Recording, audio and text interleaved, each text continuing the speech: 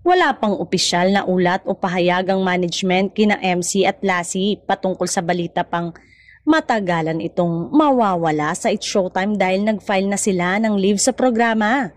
Sa ngayon ay patuloy pa rin silang bahagi ng programa at regular sa nasabing noontime show. Si MC at Lassie ay naging regular host ng It's Showtime mula noong 2022.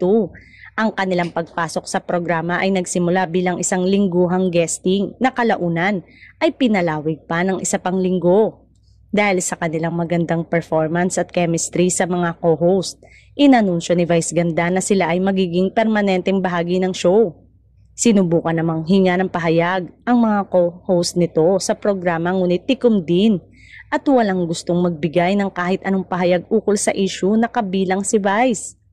Katulad ng ibang host ay iniisip na lang umano nila na ang bawat isa ay kailangan din ng paminsan-minsan na pahinga lalo na at araw-araw ay kailangan ng malakas na isip at pangangatawan sa programa.